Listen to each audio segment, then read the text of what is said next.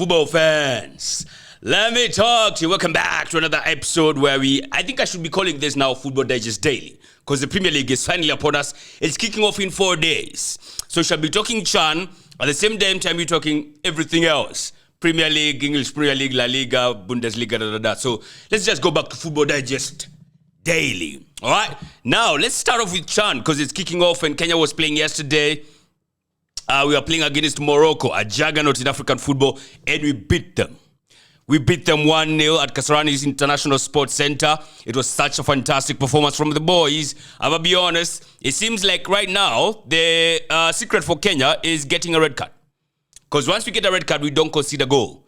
We have played 2 games back-to-back with 10 men. Since the moment we got red carded, we have conceded 0 goals. So that's quite interesting. Maybe moving forward, we should be starting with 10 men. No? Yeah, I don't think so as well. But, man, it was fantastic, man, to beat Morocco. Morocco is a juggernaut, even in this Chan tournament as well. They are big. They are big. Of course, Chan, we said, is for local footballers. So you should not be going back to Morocco reach to the semi-finals of the World Cup. That was a whole different Morocco, not this one. All right? But we go back to, again, Morocco has a very rich local league. That's the whole point. Right? They are very good. They are very good there. The team that won the CAF Confederations Cup is from there. The team that won the Champions League this season, I think, is also from there. So, yeah, they are good, man. You cannot argue with that one. So, to beat them was really, really good. And, of course, I feel like for that one, that gives us 1 foot into the quarterfinals. Now, I don't think we are through to the quarterfinals. When I check all these other games that we are up against, all these other teams that you're up against, because like yesterday also, Angola beat Zambia. Now, Angola, out of that virtue, they have 4 points, right? And they have played 3 games. Now, if they win their next game, where they play, let me see the group stage for Kenya. Yes.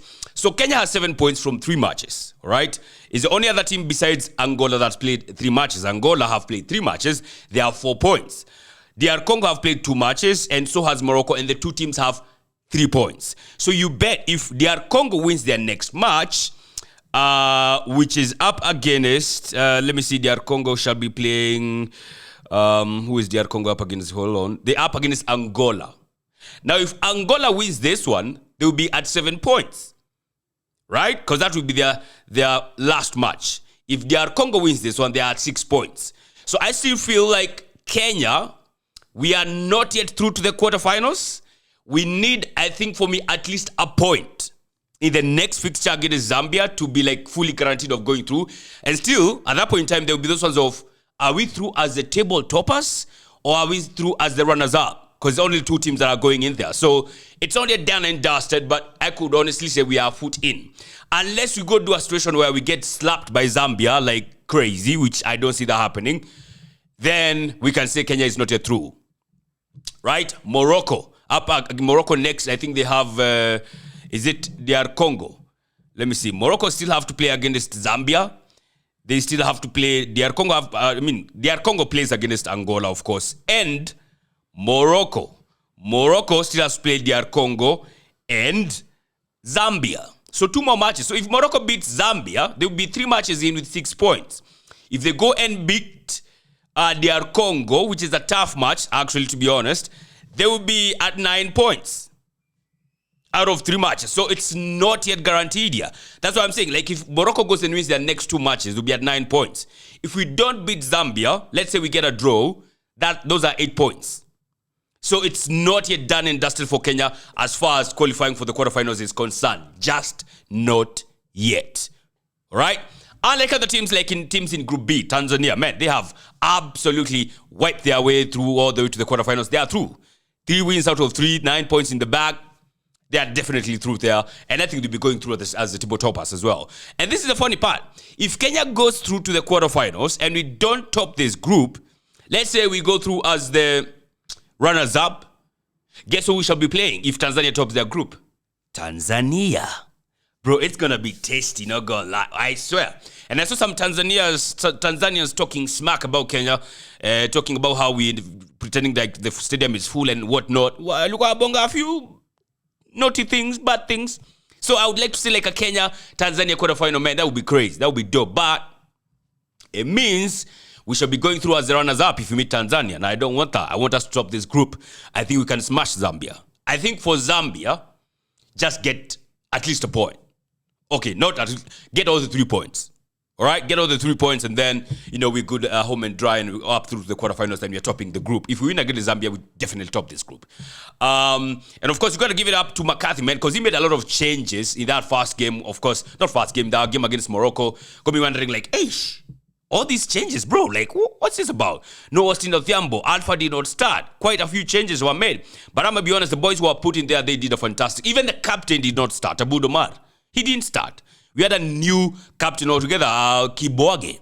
Of course, who's the captain for Tusker FC, and you'll have to see it. Because I'm a Tusker FC fan. He was the captain of the day. He started the match as the captain, but the goalkeeper, Omondi, was there. We had Manzur starting off like he did against DR Congo. We had Ogam starting like he did against Angola. Who else? Who else started? Stanley Omondi started. Boniface Moshiri.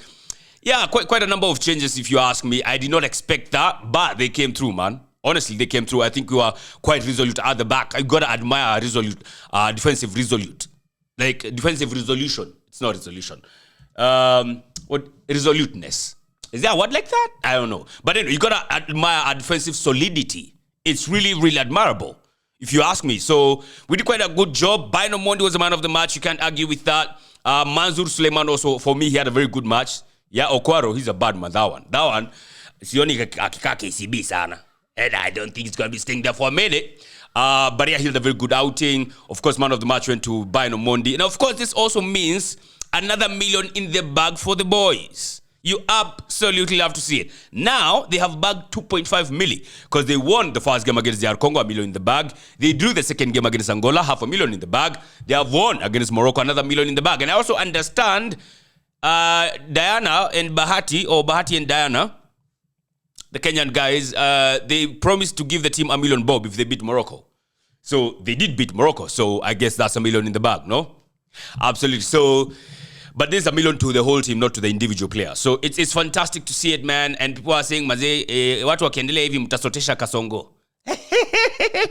No, I don't think so, man. I think the guy has a lot of money. So you just continue collecting the W's, bro, and continue collecting the millions. We're talking multi-millionaires now, bruv. You understand? So this is big for Kenya. This is big for the footballers. We absolutely have to see. Now, the only downside to all of this is that there's some things that are happening behind the scenes that are not really, really that good. There are things that could water down the shine that we're having right now in terms of winning and going through and getting millionaires from our footballers, or our footballers becoming millionaires. And that is a violation of the safety rules spelled out by CAF. Now, CAF, let me actually do this and get this correctly, because I need to be very clear about this. CAF, of course, like any other federation, has some safety rules that they push for the teams to adhere to. All right, their host and whatnot, right? So, like in the Kenyan game against DR Congo, there are breaches, all right? And the CAF fined FKF, Football Kenya Federation, 2.5 million shillings following multiple security breaches during the CHAN opener. Of course, Kenya versus DR Congo. They noted there are security breaches that security breaches occurred in restricted designated areas. There was an authorized stampede at Gate 11. A stampede, of course, a stampede is never authorized, but yes, a stampede, that's a problem. There was a motorbike that was seen dangerously maneuvering through the crowd. That's a breach. There were fans that ignited fires inside the stadium, especially behind stands at Block 18. That's a breach.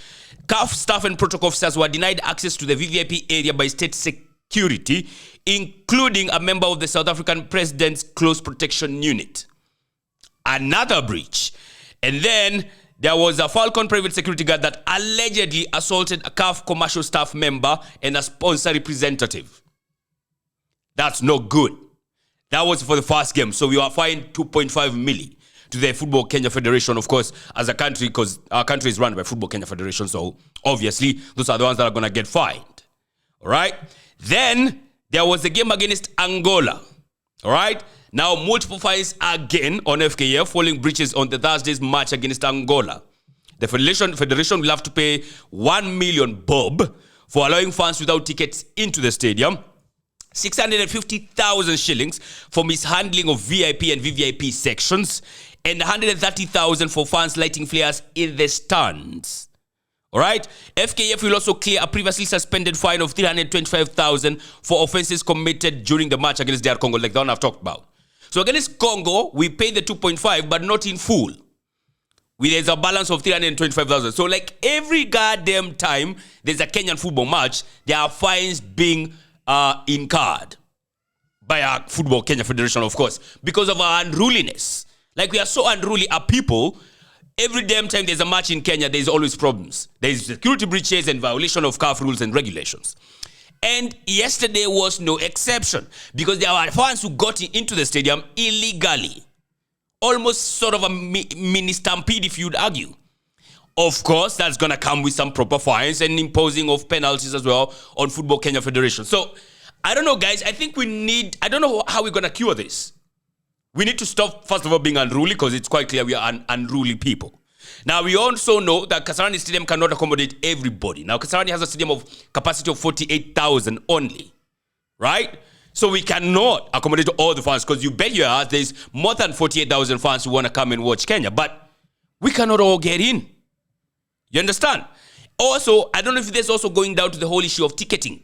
Because the ticketing for like the game against Zambia, which is on Sunday, the tickets are apparently sold out, as I was checking last night. Yeah, so that's the scary stuff. If you get deemed that you cannot comfortably host CHAN, then why should we give you the rights to host AFCON?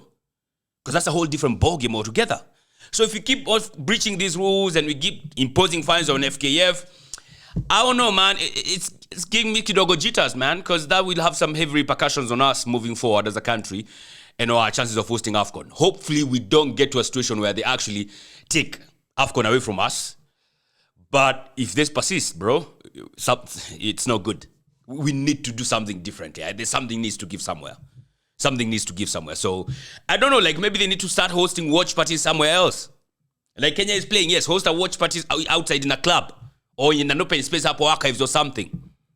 Do something just to take the traffic all the way off to Kasarani. You know, like when you have everybody jostling to get to Kasarani Stadium because there's nowhere else where you can go and watch that match for free, then we're always going to be having these issues. So I don't know if KF, man, I hope they're taking lessons. I hope they kind of organize something because it's not looking good, man. It's not looking good. But anyway, that's how the cookie has crumbled in our CHAN tournament, man. It's looking good, not gonna lie. Teams like Tanzania are through. Kenya is not yet through, but you're almost there. Tanzania are looking good, man. Clement Mzize scored the 2 goals they did. They needed against Madagascar. What a game that was as well. Fantastic match. Elsewhere, Uganda, they bounced back from getting smashed by Algeria. They smashed Guinea 3-0. And Guinea are no pushovers, bro. Let's first of all start with that. It's quite clear. So today I think we're going to be having Group D action or Group C. Yeah, Group C action because yesterday we had Group A. Before that we had Group B. Today we have Group C. I think tomorrow we have Group D. So Group D, today we shall be seeing likes of Uganda. Uganda, let me actually see exactly who they are up against. Let me see. Uganda, where are these? Uganda should be playing against Niger. That's a good match for them. South Africa play against Guinea today. South Africa against Guinea at 5 p.m. Uganda against Niger at 8 p.m. Then tomorrow, 5 p.m. we have Senegal versus Congo. This is Group D. And then the same Group D we shall be having Sudan versus Nigeria. So some interesting matches there. Yeah. And then, of course, after that, now we go back to Group A, Group B, like that. All right? So that's how the cookie has crumbled as far as CHAN is concerned. And we're hoping that Kenya is going to get at least a point against Zambia. Or maybe all the 3 points again. Because if you can beat Morocco, Sembuse Zambia. And we told them, 10 minutes at Kasarani is 90 minutes at Kasarani is a long time. You don't want that.